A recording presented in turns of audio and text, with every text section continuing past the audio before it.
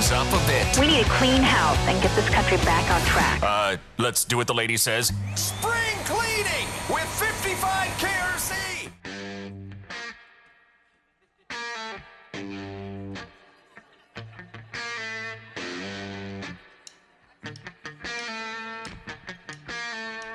.706 at 55 KRC, the talk station. Happy Wednesday to you. Listener lunch out about day. Hope to see you there. Welcome to the program. I've been looking forward to this all day. Haven't seen you in a long time. Senator Eric Kearney from the state of Ohio. Good to have you on today, Eric. Thank you very much, Brian. It's good to talk to a fellow alum of UC Law School. Yeah, you were 89 grad, correct? Yeah, I was. I think I was 2 years ahead of you. No, 1 year. I was a 90 grad. You were a year ahead of me. I haven't seen you in person since the law school days. Obviously, you successful campaign. You're now senator from the state of Ohio. Congratulations.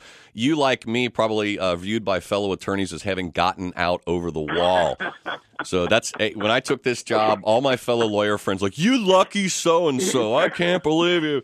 So congratulations on not being actively practicing law. Thank you. Now, Thank you very much. It is with that, I must point out at the outset, you and I have a fundamental disagreement apparently on the right to keep and bear arms and the types of arms we can keep and bear. You, along with Senators Smith, Brown, Skindell, Tavares, and Turner, have co-sponsored a bill for the state of Ohio. It's Senate Bill number 18.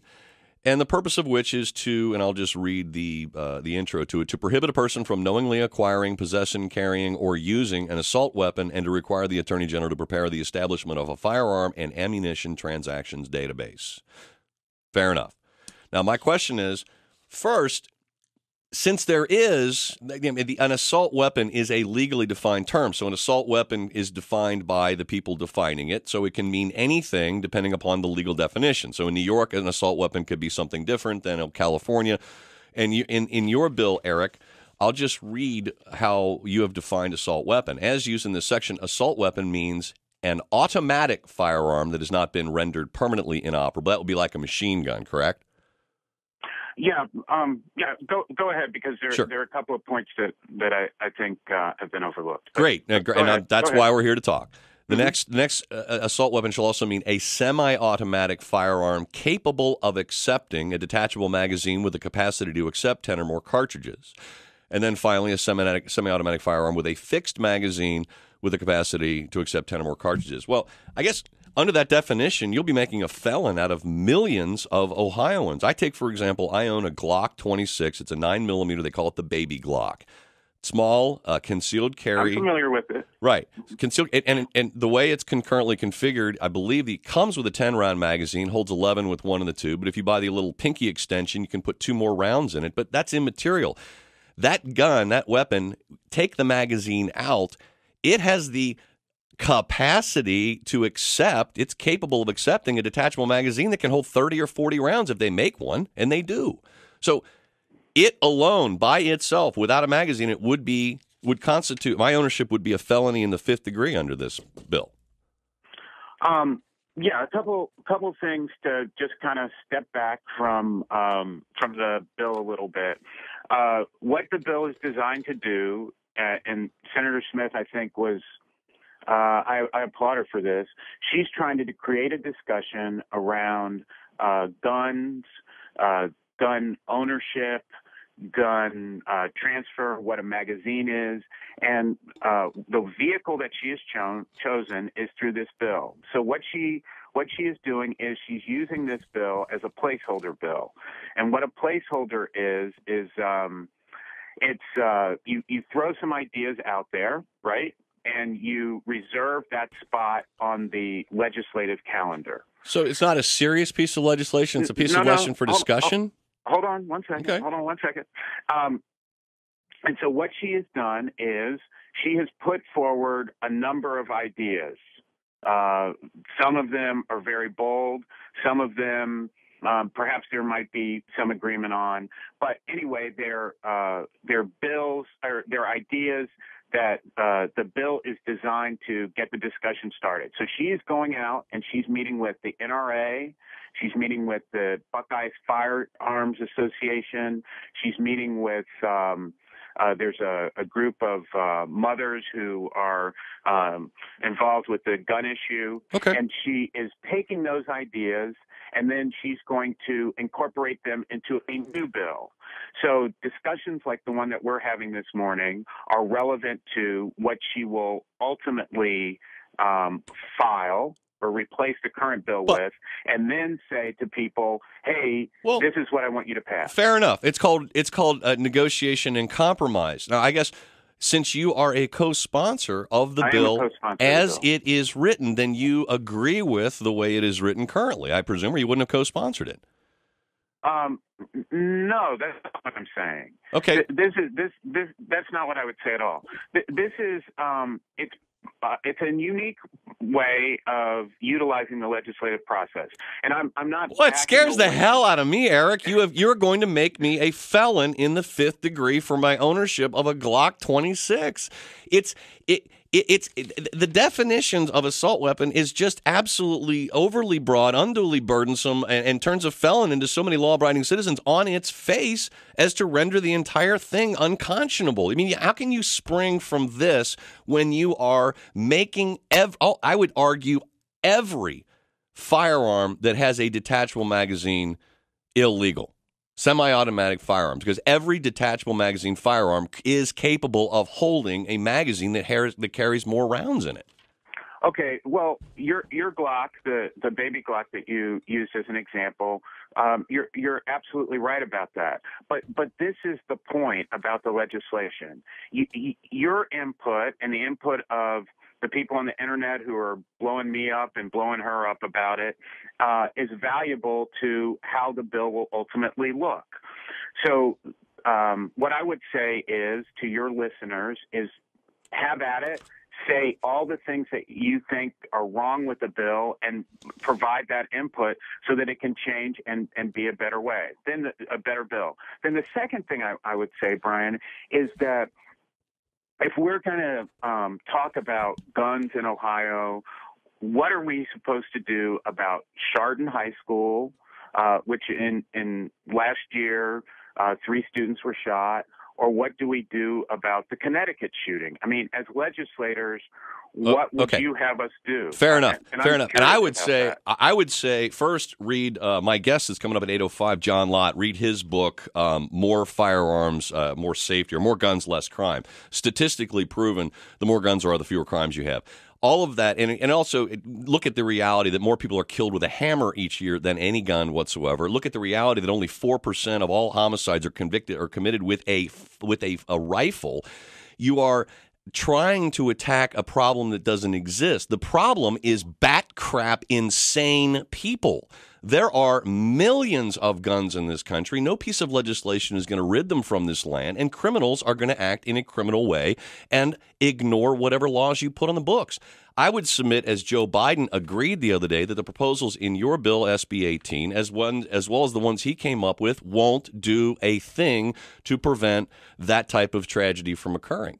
Plus, you got a carve out here for law enforcement. And it seems to me, what was it? The Fort Hood massacre was done by a member of military, which is carved out here. We have had crazy cops kill people randomly. That got cop out in California. He's exempted from this bill. So, mental illness can exist in agents and employees of the state, the United States, members of armed forces, et cetera, all of whom are excluded by the terms and conditions of the bill.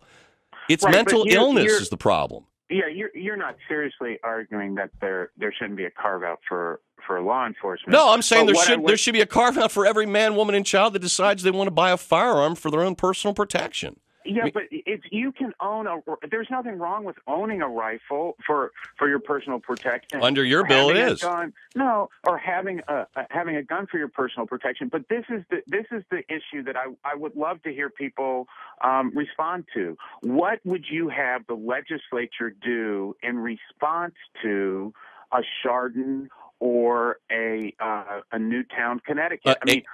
I'll give you a quick answer to that. I know the answer. 1 second. Okay, go ahead. Nothing. Recognize that you cannot legislate all of the problems of the world out of existence, and that the only thing you do is end up intruding into the freedoms, liberties of law-abiding people when you try. That's the problem.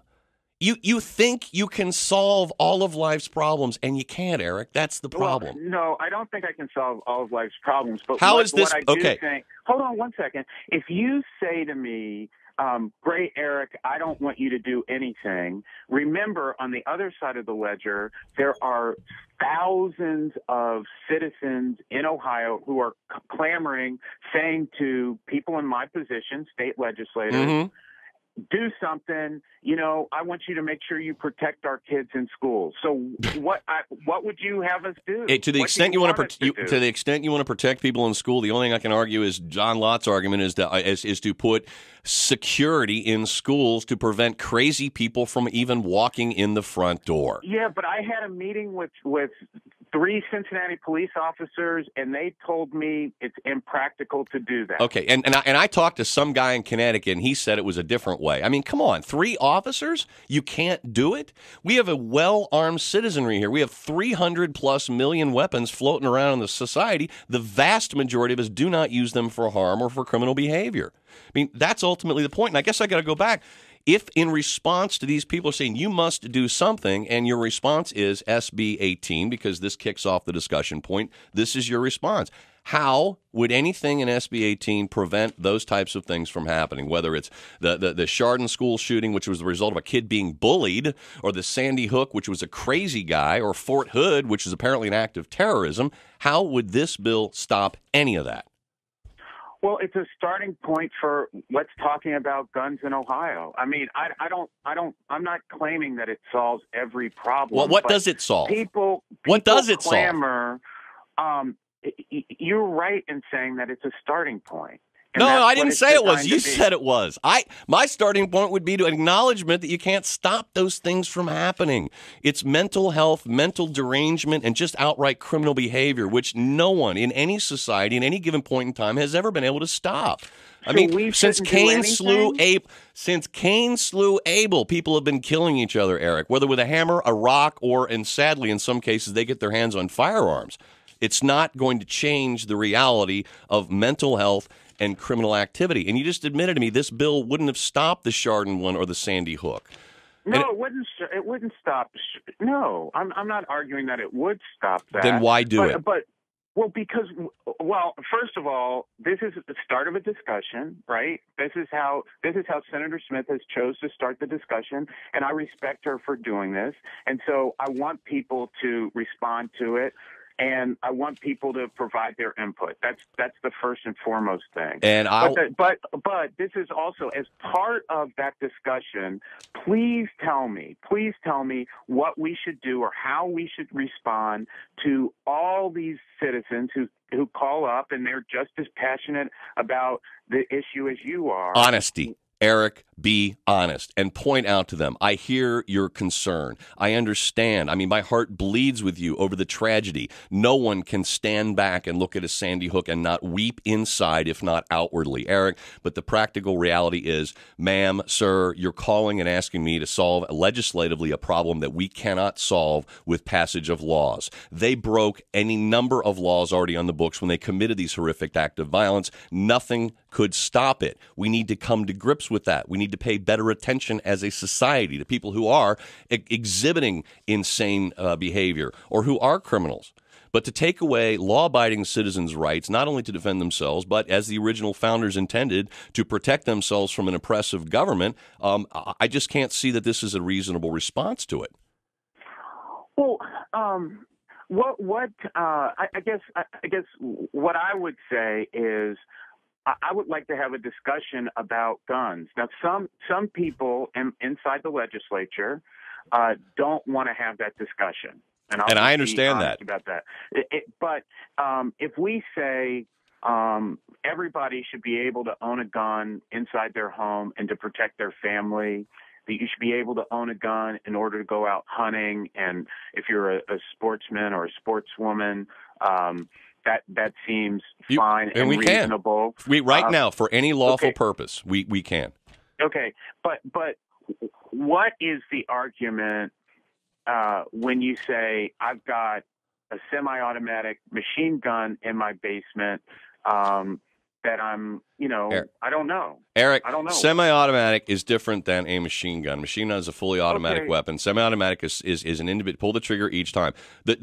Well, who are you or understand anybody my else point, to though. presuppose that there's something wrong with that?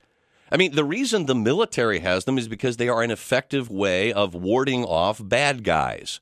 That's the bottom line. Whether they come into your house through the front door, back door, or whether they come with the jackboots and the Nazi goose step from a regime that takes over in times of economic monetary chaos, i.e. Weimar Republic giving way to the Nazis. Eric, I think you and I are just going to have to agree to disagree, but we'll see where this goes. I think it's a fool's errand to think that anything like Sandy Hook could be prevented unless you are looking at measures along the lines of keeping track of people and their mental health. It's not law-abiding citizens are the problem, and this makes a felon out of a whole lot of people, and that's why I got to stand up against SB 18. Eric, been a Thank long you. time, man. It's good talking to you. Thank Just you for the shy. time. Thank you. 721-55 KRC, the talk station. 749-5500, pound 550 on your AT&T phone. May have a time for a call or two. Quick word for USA Insulation.